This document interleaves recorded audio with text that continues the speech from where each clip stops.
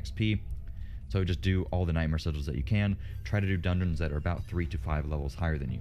While you're doing Nightmare Dungeons, you want to pick up everything off of the ground, salvage maybe 60 to 70% of it, equip the sacred items that are good, upgrade them a few times, don't max upgrade them maybe 4 times so that you get a lot of the additional bonus, and don't imprint legendary aspects on gear unless it is a pretty good sacred piece, maybe like has 2 of the 4 good stats that you're looking for. Try to avoid very annoying affixes on Nightmare Dungeons and just make sure to craft more of them, and if you can, push the Nightmare Dungeons a little bit higher than like 5 levels higher than you so that you can get even more XP. And remember that Nightmare Dungeons are just the level plus 54, so a 53 would end up being level 107 monsters. Also, the higher the level of the Nightmare Dungeon, the more glyph XP that you'll end up getting. Every other hour, you want to spend some time in the Helltide opening up the mystery chest by using helltides.com to see where the mystery chests are actually located, farm some mobs, get all the aberrant cinders, and then open up the mystery chest so that you can get forgotten souls so you can actually full upgrade your gear and then enchant your gear. For the most part, I would just pretty much ignore doing things that are not Nightmare Dungeons and things that are like the Tree of Whispers because it is just not efficient for XP. And if you care only about getting loot, just check out my previous video on the loot farming. Thank you guys so much for watching. If you ended up finding the video helpful, please feel free to drop a like, subscribe, whatever.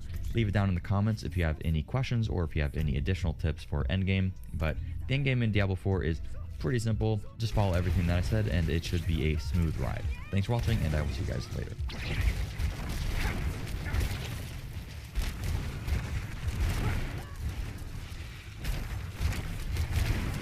At this point, I have killed Uber Lilith probably somewhere in the range of like 400 or 500 times. I'm not entirely sure, but I've been doing a ton of carries over on Twitch at twitch.tv/Necro.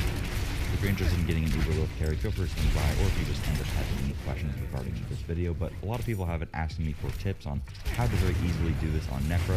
Necro is unbelievably strong to the point where I'm pretty sure you could do this at like level 95 if you wanted to and if you did perfectly. But at this point, I've done it so many times that it's incredibly consistent. I can go in there and do it pretty much 100 out of 100 times if I don't make some stupid mistakes here and there. So I figured I would just go over everything that I have learned and make it very easy for you guys to just go in there and get your first kill, even if your character is not perfectly geared or anything like that. I'm not the absolute best teacher here, but I've learned a lot about it and figured that I would just go over everything with you guys so you can very easily grab a kill for yourself. I already posted this build yesterday, so if you want a very in-depth guide to the build and everything revolving around it, feel free to check out the previous video. But real quickly, I'll just go over everything for you guys. This is a Lilith-oriented setup, but you really have to change very little to make it work for Lilith. And I'll go over some minor optimizations. Keep in mind, my gear is like pretty much perfect, but you can do this very suboptimal gear as long as you play properly. If your goal is to just get a single kill, I promise you, you can do it with pretty suboptimal gear because Necro is just so inherently strong. Let's just quickly go over the build. Again, the Paragon board and everything will be over on the website, and then I'll just show you guys a kill, and then I'll go over everything that you need to know in order to very easily get a kill, and also just consistently do it. So let's get into the skill tree first. I'm not going to talk too much about the skills. Go over the Paragon board in a second. So you want to use Bone Splinters because every once in a while you will actually need to build Essence, and the other skills are just not going to help us with the build. Having our Essence topped off for certain damage phases enables us to make sure that we have enough damage to actually phase Lilith and basically cheese her. The most important thing is Hued Flesh. It's going to create corpses for bosses so that we can actually use our corpse symbols to give us the crit chance and the crit damage modifiers. We also take advantage of corpses via Corpse Explosion with one of our Paragon nodes, which is very important to play around, being not Phonograph, it is Flesh Eater. Gives you 40% damage multi, so playing around that is incredibly important. So Flesh Eater is mandatory, and we're going to pair that with Corpse Explosion. And then here I go 3 points into Death's Embrace and then Death Reach. You can take the points out of Death's Embrace, but there's not really anywhere else to put it in my opinion, and getting the damage reduction is nice, and also sometimes Lilith is WPU, so I think just a little bit of extra damage there. I mean, it doesn't hurt anybody. If you want to put just a few points of Corpse Sandals, just reduce the cooldown if you happen to phase her quickly on accident. Putting points in here literally doesn't do anything, so you don't want to do that. And then for Restoration, Compound Fracture, Evulsion, we get Bone Storm for the crit, which normally is not all that necessary, but a lot of times you will run out of Essence, so you will not be crit capped, so having the extra crit chance there is particularly nice, and you pretty much need Bone Storm to be able to face her in certain scenarios. Inspiring Leader for the attack speed, the other stuff for the sacrifice bonuses. Ossified Essence, of course, so that we just have significantly more damage. Again, very detailed guide in the previous video that's just quickly going over things. The crux of this build is basically scaling a lot of maximum essence and getting a decent bit of crit damage that we just have inherently throughout the build, and you end up just doing unbelievable amounts of damage because you can get pretty much 100% crit chance while scaling your max damage out of control. When it comes to the Book of the Dead, I've been using skirmishers for the 5% crit chance, which arguably you don't really need, but it is what it is. It's pretty nice for consistency. Recently, I've been trying out Cold Mage Sacrifice for the 15% Vuln, which mathematically should be better than Shadow, but I can't really tell that much of a difference because the damage is so variable in this game.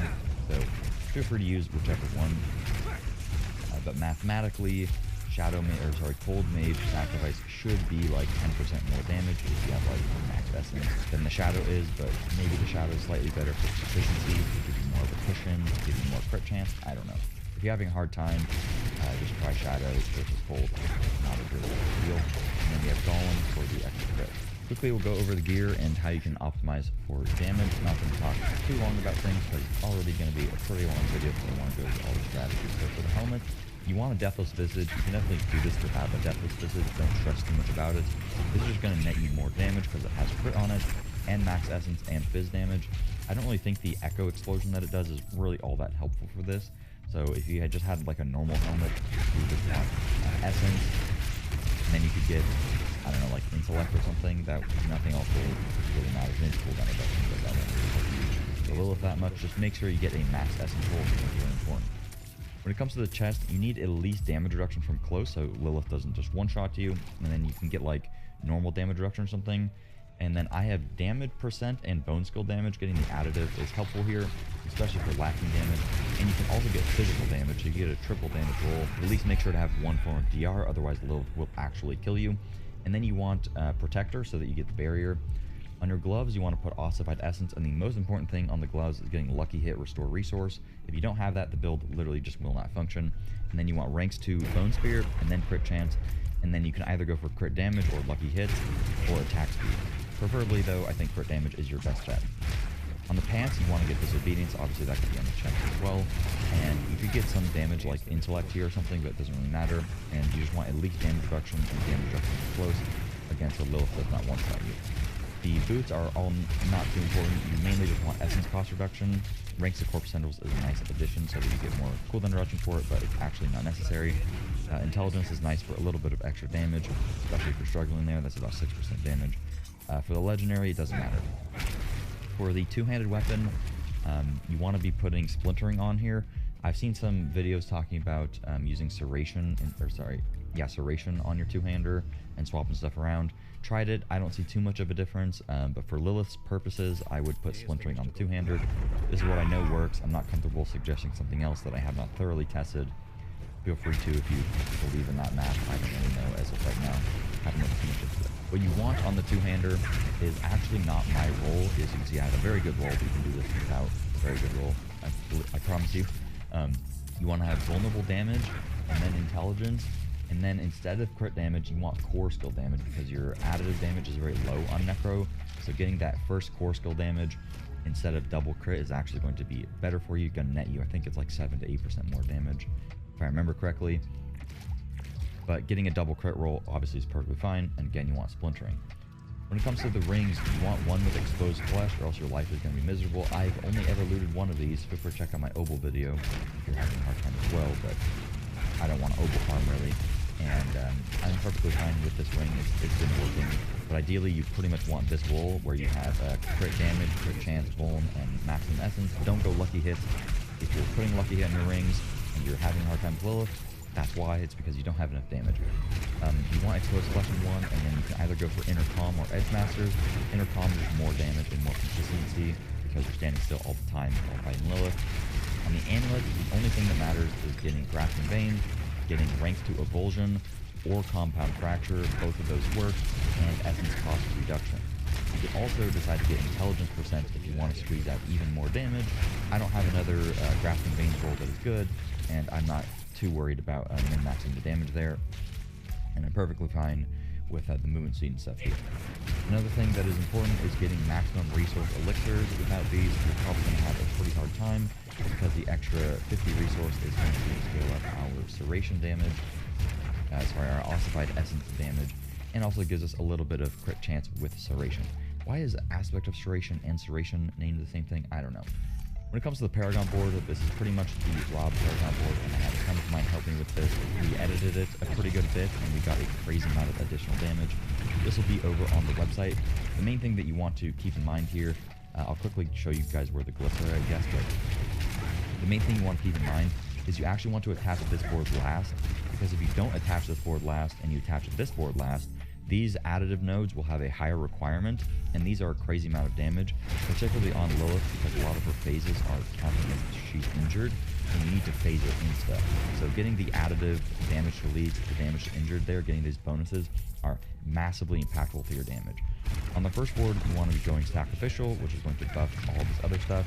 I went for extra int, literally just for extra percentage damage, although it is not necessary. You could swap, maybe you go like that, doesn't matter. Actually, that's better. I was missing some damage. Woohoo! You'd prefer to go like that. I have 60 int. You don't need that. You just want to go for 40. But again, I just went for the extra damage. And getting the extra dex here is actually nice for reaching the dex requirements here, which I am overcapped on a little bit, but dex also equals crit chance for us. In the next board, we go for Bone Graft, which gives us maximum essence, and there's a bunch of essence here. If you're having survivability issues on Lilith, particularly, take the points out of this int here and go into the maximum life. You can get just up to the 8%, but you should have enough survivability to tank her hits. And then we go into Exploit, and we max this out in this board and get some extra damage. Next board, we go Imbiber for the extra damage healthy. Highly recommend leveling this one up, because it's a lot of additive damage.